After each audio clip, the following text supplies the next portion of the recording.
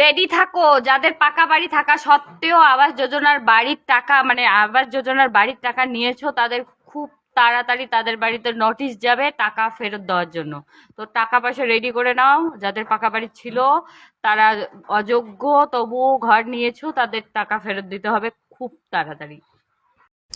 আপনারা কি জানেন অন্নপূর্ণা ফেরত প্রকল্প চালু হয়েছে? যারা অযোগ্য অথচ ৩,০০০ টাকা বা ৬,০০০ টাকা পেয়েছেন, টাকাগুলো ফেরত দেওয়ার জন্য তৈরি থাকুন, নতুবা আপনার ব্যাংকের অ্যাকাউন্ট থেকে টাকাটা কেটে নেবে। তাও না হলে ১২ ঘাটের জল খাইয়ে আপনাকে ছাড়বে। প্রস্তুতি নিন। আজ হয়ে গেল জুলাই মাসের ১৪ তারিখ, কিন্তু এখনও অবধি বার্ধক্য ভাতার টাকা কি ঢুকলো, সেই কথাই আজকে আপনাদের ভিডিওতে তুলে ধরবো।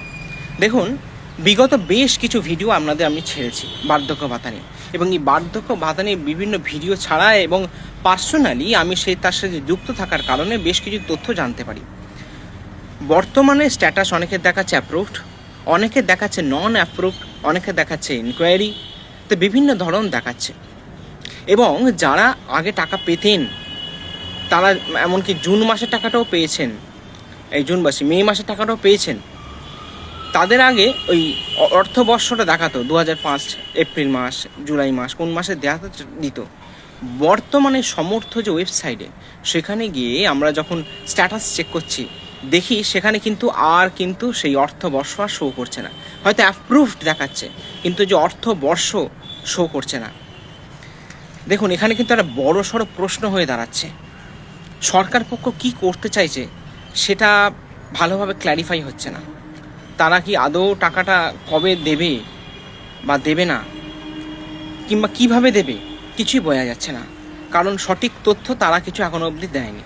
তবে বলা হয়েছিল ১১ই জুলাইয়ের পর থেকে টাকা কিন্তু ছাড়া শুরু হবে, কিন্তু আমার কাছে যেটুকুন আমার জানা যে এখনও অবধি কোনো টাকা ছাড়া হয়নি। বার্ধক্য ভাতা, বিধবা ভাতা এবং প্রতিবন্ধী ভাতা যেটা আছে ছাড়া হয়নি। এখন তাহলে প্রশ্ন করতে পারেন এখন কি করা? আপাতত অপেক্ষা করা ছাড়া কিছু করার নেই। কারণ দেখুন, টাকা সম্পূর্ণ সরকারের হাতে আছে, তাদের উপর ভরসা রাখা ছাড়া কোনো উপায় নেই। তবে সরকারের কাছে আমাদের একটাই নিবেদন থাকবে, যদি কোনো সরকারি আধিকারিক ভিডিওটি দেখেন, যে দয়া করে আপনারা অন্তত বয়স্ক ভাতা, বিধবা ভাতা এবং প্রতিবন্ধী যে ভাতাটা, কারণ এদের খুবই প্রয়োজন হয় ঔষধপত্র কেনা। অনেকের আছে যারা সন্তানরা তার বাবা মাকে দেখে না, তাদের এই টাকাটা অনেক উপকারে লাগে। তা আমরা রিকোয়েস্ট করব যে প্লিজ আপনারা টাকাটা ব্যবস্থা করুন যাতে দিয়ে দেন। আপনারাও সকলেই আপনাদের সরকারি যে পোর্টালগুলোতে আছে সেখানে যারা বয়স্ক আমার ভিডিওটা যারা দেখছেন তারাও আপনারা রিকোয়েস্ট করুন টাকাটা যাতে ক্লিয়ার করে। কারণ এই টাকাটা কবে ক্লিয়ার করবে সম্পূর্ণ সরকারের উপরেই নির্ভরশীল। এটা আমরা বা আপনারা বললে কিছুই বুঝতে পারবো না। যারা ভিডিওতে বলছে এই টাকা বেরিয়ে গেল, একদম মিথ্যে কথা বলছে। কারণ এই তথ্য কারোর কাছেই নেই। আমরা সাধারণ মানুষ, তথ্য আছে সরকারের পক্ষের কাছেই। তারা যবে মনে করবে তারা তবে টাকা ছাড়ে না। আপাতত ওয়েট করা ছাড়া কিছু করার নেই। নমস্কার। বলছি, হ্যালো শুভেন্দু মহাশয়, আমি আপনাকে একটা কথা বলতে চাই। আপনি কি জানেন যে কারোর বর খেলে বর পেট ভর্তি হয়ে যায়, বর ঘুমালে বর ঘুম হয়ে যায়?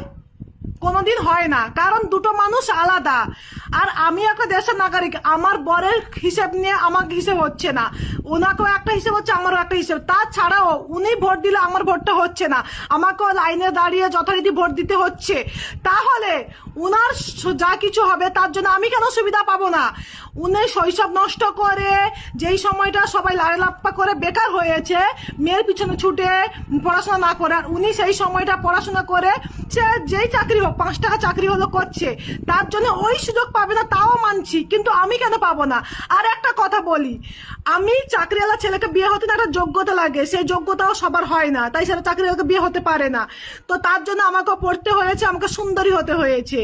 আর আপনাকে একটা কথা বলি শুনুন, আমি যেরকম আলাদা করে গিয়ে ভোট দিচ্ছি, আমার যেরকম ভোটে গণনা হচ্ছে সেরকমই সুযোগ যেন আমি পাই। আমি বেকার, এটাই আমার পরিচয়। আমার বর কি করে সেটাই নয়। আমার কিছু খেতে হলে আমার বরের কাছ থেকে কেন হাত পাততে হবে? কেন আমি দেশের নাগরিক না?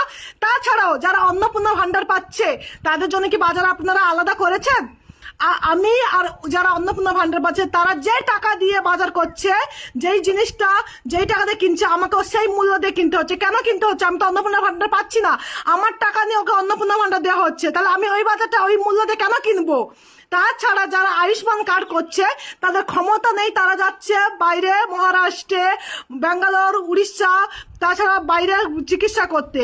আর আমরা শৈশব নষ্ট করে, ভালো করে পড়াশোনা করে, কৈশোর যৌবন জীবনটাকে মেয়ের ছেলের পিছনে না দৌড়িয়ে সুন্দর ভবিষ্যৎ করেছি, তার জন্য কোনো সুযোগ সুবিধা পাবে না?